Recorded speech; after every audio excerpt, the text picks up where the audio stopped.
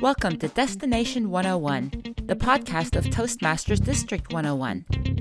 Take a ride with us on Highway 101 and discover Toastmasters clubs from Silicon to Surf, clustering along Highway 101 in California. Yeah, how many times can I say 101, right? Well, find out about District 101 news, tips, and events, and hear from members and clubs.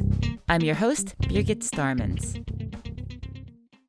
Hello, welcome to Destination 101, and welcome to our listeners, and especially our special guest, John Bates. We also are joined by two other Toastmasters from District 101. We've got Shyamala Sista, who is now on our podcast the third time, hooray, and Kari Lyne Morgan. And they are both working on our spring conference with the theme of Unmute Yourself. First, just to introduce John in one sentence or less, and then we're going to dig into a lot more detail as part of this podcast.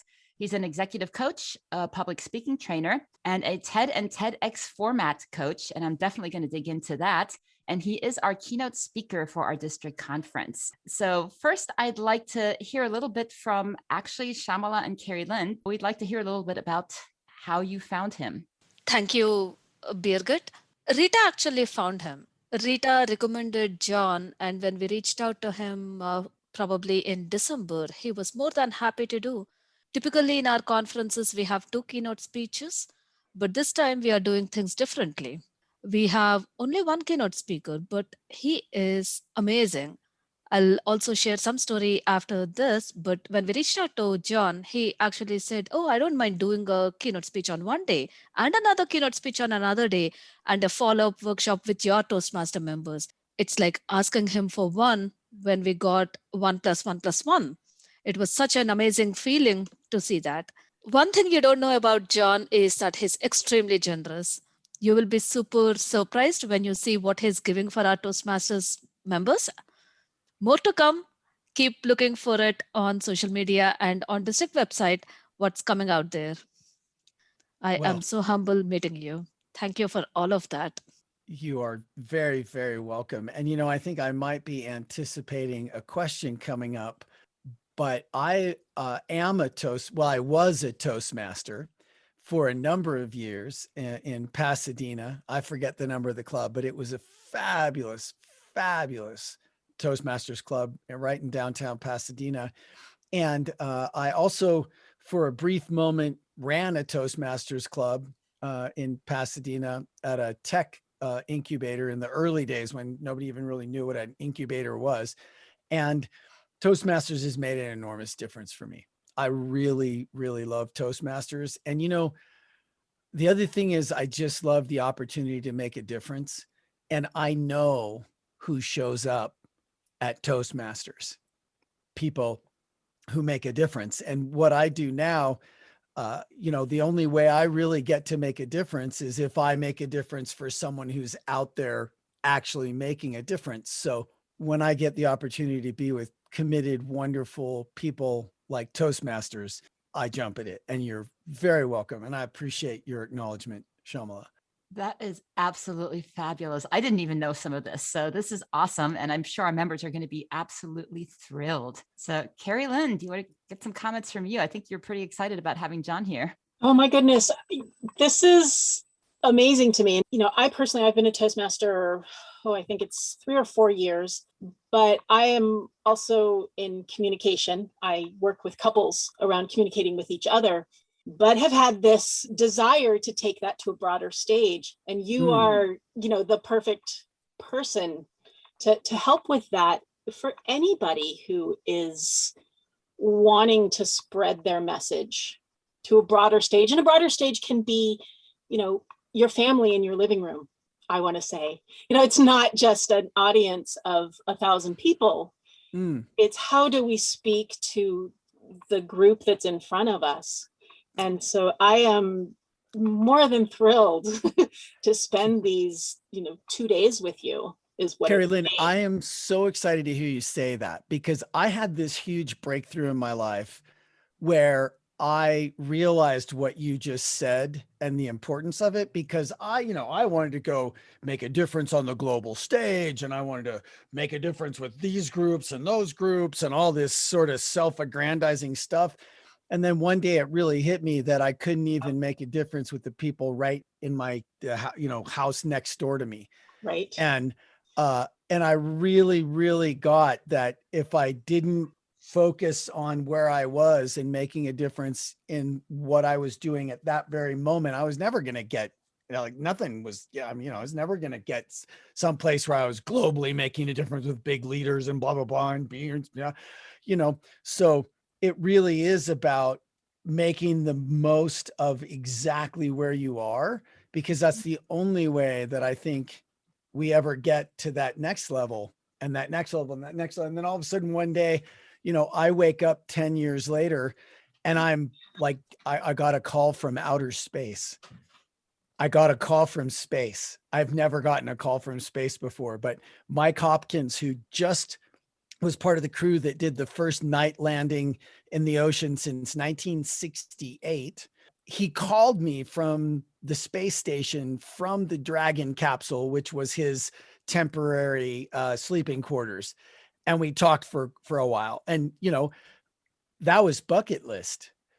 But that guy that I was before, who wasn't willing to talk to the people right in front of me and thought I needed to be doing something bigger, that guy would have never made it. That guy was not going to get me to where I am now. And it's not like I think I am somewhere, but the journey has taken me to a very different place.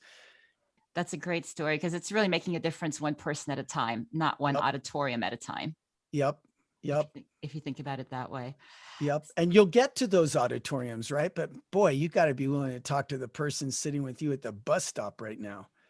But do you know, if you do that and you really put your love and your heart and your soul into it, you'll find, it's going to make me cry. You'll find those words in those conversations that are going to land for entire audience, auditoriums full of people, right? That's really motivating from the get-go. So that's a really, really great message. Really be geared towards the audience that's right in front of you. Let me hone in a little bit on your background, because it's coming out in your keynote, because your first keynote delves into the neurobiology of communication. So can you give us a little bit of your background that made you target that as a topic? Because I've looked you up on YouTube and I see that you have a couple of videos out there and some presentations. So how did you find that topic? Well, I was always the guy with the soft skills, and I was always super envious of people who had the hard skills. And I worked with a lot of them. I was always either a single digit employee or a founder or a co-founder at .com companies since 1994. Got on the internet at school in 87, came out, got a job at a .com company, and then was always super early stage. I raised several $100 million with my various teams in Silicon Valley and beyond. I always ended up with the title Chief Evangelist, but all those hard skills people called what I did fluffy. So I had a chip on my shoulder and I'd go around trying to prove I was valuable while I secretly thought I wasn't as valuable. And it was just awkward. And then, like I think many people, TED totally changed my life. I went to the TED conference in 2009, saw this person on stage, then the next person, then the next. They all just gave the most amazing talks I'd ever heard. And the first thing that went through my mind, which is a great place to start, I think, was, wow, I've basically been a public speaker my whole life, but I've never done that, So I came home and I got really excited about that and got very involved in the TED and TEDx community. And it's an all volunteer effort. I think everybody knows that, but if you didn't know it, people who put on TEDx events have to do it as total volunteers. And so I was volunteering for my friends who ran TEDx Santa Monica, which was one of the very first TEDx events ever. And we had this guy who had all the hard skills in the world, the most exciting topic that he was the one I was waiting for that day. And when he got up on stage and started to speak, everybody in the audience checked out because he was so nervous and awkward that we all thought we were going to throw up, Oh, So, nice. And I was really sad because I'd seen that so much in my career, right? These brilliant, well-trained people who have so much to offer and just couldn't quite pull it off that way. And so for a minute I was really sad. And then the evil part of me came out and I was like, ha, ha, ha, ha, ha, hard skills guys blowing it, calls what I do fluffy, neener, and, as I was indulged, I said that all quietly to myself, by the way, but, but as I was thinking that, my buddy came over and he leaned down and he said, totally changed my life. He said, dude, we got to do something to help people like this. And it struck me in an instant that like I could get over myself. Like, I don't know why it took so long, but in that moment, I was like, wow, like I could make a difference for someone like that. And so I thought about it though, and I realized that if I really wanted to make a difference, I would have to base everything I did in science, evolutionary biology, neurobiology.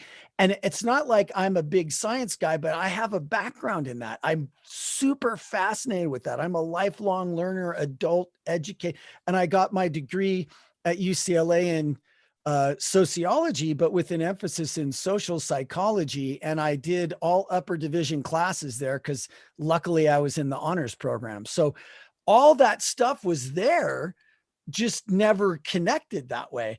And so I went home and started working on it. And that's what I now get to deliver all over the world. And that's what I got to train the United States astronauts in, and people at Johnson & Johnson and Boston Scientific. And, I pinch myself because at that moment in 2009, like I was nowhere, I had lots and lots of debt and lots of useless stock options. And that was all about to dry up, So that's where I was at that moment. And, that people talk about burn the boats, if you're going to just burn the boats. So you have no option to retreat, we've got to win because we just burned the boats.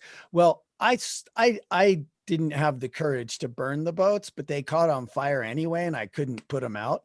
So that's how this whole thing, this career for me now came about. I just couldn't put the boats out. There was nothing else for me to do. And that's how I did this. But thank heavens for that moment at TED when I actually saw I could do this.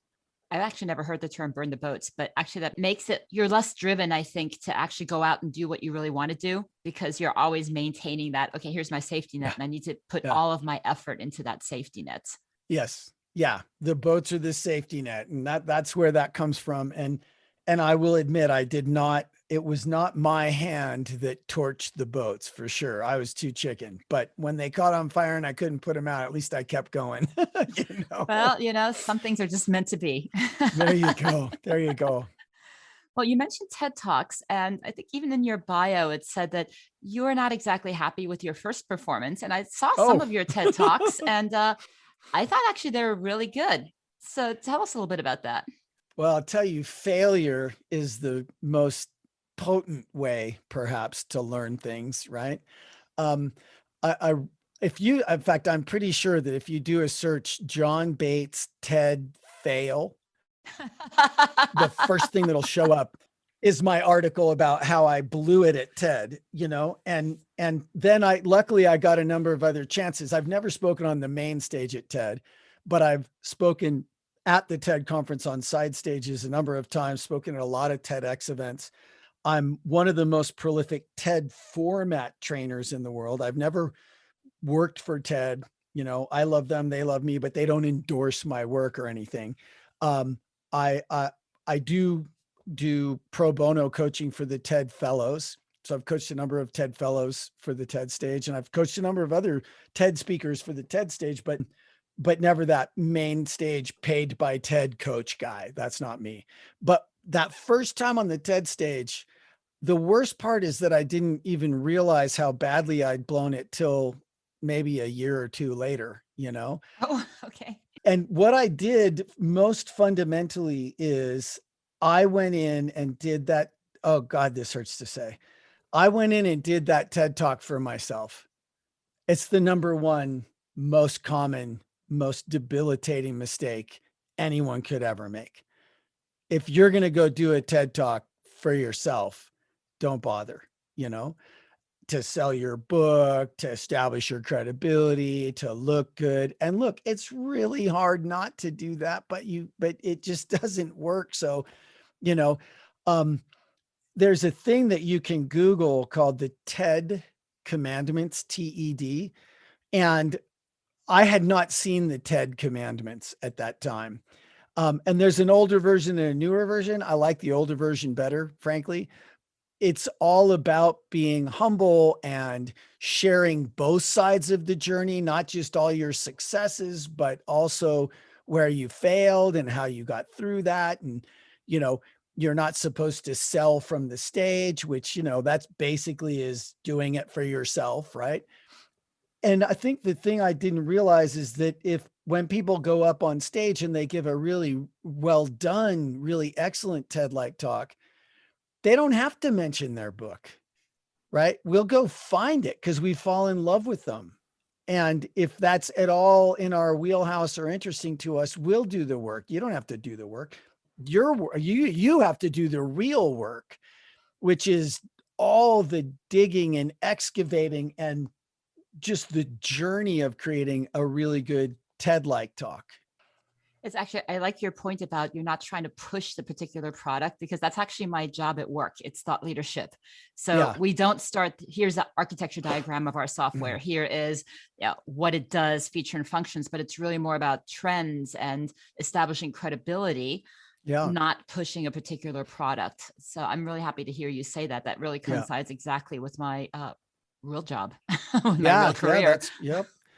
Well, and it's certainly what works, all the people who do TEDx events are volunteers, and they're giving you at a TEDx event, they're giving you this amazing platform that they do blood, sweat, and tears for. So to go use that selfishly is just not what's going to work, How would you describe the format? Because it's really interesting. Sometimes I hear from Toastmasters, we do 5 to 7 minute speeches, right? And some people say, 20 minutes is so long.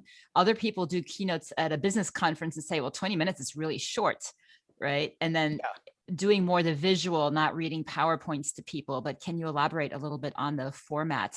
Yeah. So first of all, Toastmasters is great for practicing short speeches because they're way harder than long speeches. Everybody's familiar with that quote that's attributed to everybody that's brilliant about, if you need me to speak for an hour, I'm ready now. If you need me to speak for, whatever. And so the shorter the time, the more time it takes to prepare. Well, that's one of the I think that everybody's got their idea of the TED format. And what I just realized, Birgit, is that over the last decade, I have definitely developed my own take on the TED format. And what I've seen, because I've been brought in mostly like where I've done most of my coaching is in the corporate setting. And so I've been teaching executives at these huge companies how to do TED-like talks, because every event now says, we'd like you to give a TED-like talk, so everybody wants to do that. And, I think that it's up for argument what the TED format is, but I'll tell you a few of the things that I think are key, because I've just been identifying them myself, because I'm trying to communicate about what I do. What have I been doing this past decade? Because people tell me I'm really good at it, and I can't even tell people what I do very well. So what I think is happening, at least with me, is that the TED-like talk format done well, it's not about the talk, it's about who you have to become to give that talk, to create and then deliver that talk, right? So some of the key things that I've identified are, one, it has to be succinct, right? It's because 20 minutes, it's not 20 minutes, it's 18 minutes or less. A lot of my TED Talks have been 4 minutes, Oh, wow. So much more like Toastmasters, right? So it got to be succinct. So it has to be well crafted. It has to be rhetorically sharp. The number one coaching from TED is, what's your one idea we're spreading? Not your top 3 or your best 5. No, what is your one idea we're spreading? Even an 18-minute TED Talk, there is one idea we're spreading, and everything else needs to line up behind that, like the shaft behind a spear tip, right? And then the other thing that I think is really interesting in all the good TED Talks is they're personal. And that's certainly a part of my take on the TED Talk format is it's got to be tied, just inexorably woven into your journey and your mission, who you are, right? Why you, why this, right? And that personal aspect's really important. And then it has to be authentic.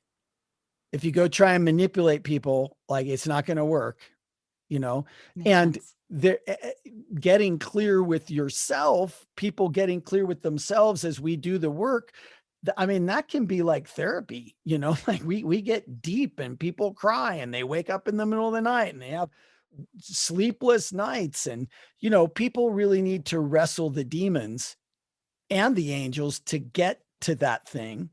And then it has to be vulnerable, right? Typically, these things come out of an experience that people don't want to talk about, right? The reason they're good at this or the reason they learned that is something they don't want to tell anybody, right? But that's inauthentic, right? To get those stories out and have them be well told. And this is what I learned from that painful experience. It doesn't always have to be part of it, but if it's there and you don't tell us, then we're definitely missing out on something. That totally makes sense.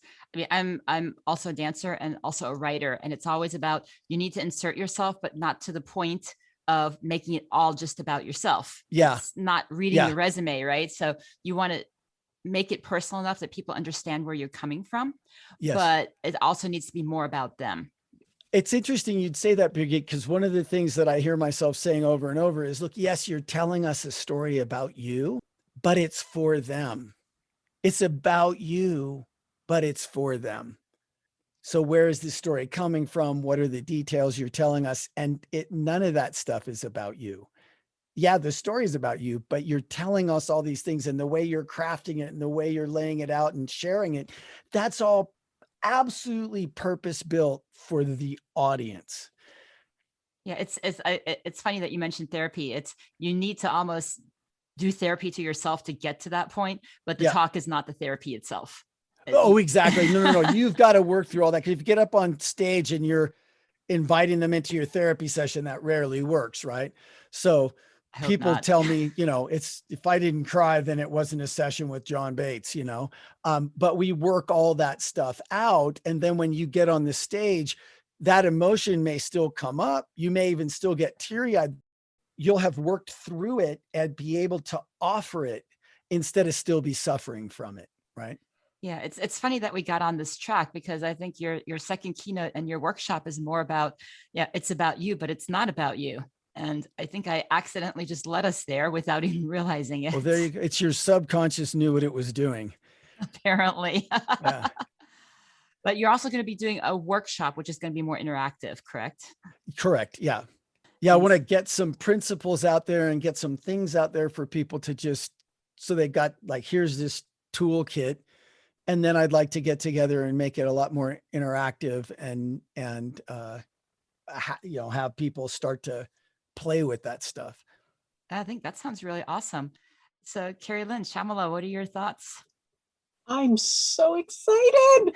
I'm so excited. I mean, I like, you guys can't, you listening to the podcast, doing the happy dance. Hear this, but this is so invaluable. Like I said at the beginning, like this is not just relevant to people who are going to try to talk to an audience, a large audience. This is relevant to our Toastmasters clubs, our, you know, intimate relationships, our friends, our family. Yes. You know, how do you, I love this part about even though it's your story, it's not about you. Like, this is such a key tool in communicating with anybody. Yeah. Is remembering, you know, that there's another person out there that we're communicating with. And even though we want to get our point across, our story, our reality to them, if that's all we're focusing on, if we're only focusing on, you know, that part of it, then we're not communicating. Yeah. We're not communicating. We're just spouting. Yeah. So you have to remember there's a receiver there. And so I'm so excited. That makes me happy, Kari. For me, Toastmasters is all about doing, not just listening in. And that's the best part of the conference this year, that it's not just about listening to a keynote speaker, but actually taking part in a workshop where you can participate, which means there is a practical aspect to it. Unbelievable, first of a kind. And I'm hoping that this will be the first step in the right direction for our future conferences as well. And John, one more time, I can't thank you enough. It's such a pleasant surprise when you offered all of this out of pure generosity and as a true leader. I can't thank you enough.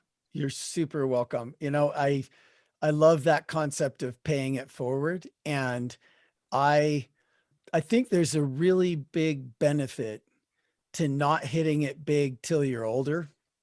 Not that I've even hit it big, but like I walk around in my house with my little baby boy on my shoulder, and I look at this place and I think, wow, like I could actually afford it, and I'm not worried about how I'm going to make rent next month. And I work with the most amazing people on the planet. And I just walk around in my house and I cry.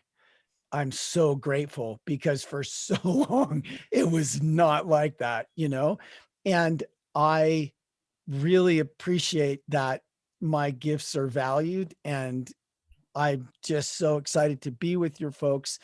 And I know, I don't know every one of them. I do know Satish Shenoy. I worked with him. He was invited to speak at Care24.global, which was this fabulous global event. And I got to be the speaker coach for that. But I don't know every individual that's going to be there, but I think I know their hearts. I've been to enough Toastmasters things. I just think people don't do Toastmasters if they're not generous and loving and kind and out to make a difference and willing. One of the things that I would love to say here, because I don't know if I'll get a chance, I would love to say it at the conference too, but it's not about fearless. It's not about fearless. My dad was a combat Marine, wounded in Vietnam, saw stuff I don't even want to imagine. And he told me when I was young, I don't know what was going on, but I will never forget it. It's so seared into my brain. He said, son, you do not want a fearless foxhole buddy. That guy will get you killed, right? That guy will get you killed. You want a courageous foxhole buddy. Somebody who has their fear. They may have wet their drawers, but they'll take action if it's warranted. That's called courage. And that's what I think it takes to come to Toastmasters, especially that first time. So, John, it's been awesome having you here. And yeah, I did see on your website that you are referred to as the executive whisperer. Now I can understand why and where that comes from after just talking to you for this last half hour. Thank you, Birgit. Thank you. I was, my client, Melinda Richter, who is the global head of Johnson & Johnson Innovations J Labs now. I met her when she was definitely not that. But on her way, obviously, to something like that, she looked at me a while back and said, you're not a speaker coach. You're an executive whisperer. And I was like, I'll take it. I'll take it. Thank you, Melinda. That is really cool. When somebody says something like that, you grab on and hold on to it okay. and make it your own. Yeah. Awesome. Well, thank you so much for joining us, and can't wait to see you. It's less than 2 weeks now. So I can't wait to at least virtually see you at the conference, and hopefully a lot of folks will join us. I'm sure they will, especially after hearing you here. So this is a great little taste of what we're going to hear. So really appreciate you being here, and thanks to our listeners, and talk to you soon. Tune in next time and email us at pr@d101tm.org with questions that our district leaders can answer in future podcasts. And if you miss an episode, you can review them all at www.d101tm.org/destination-101.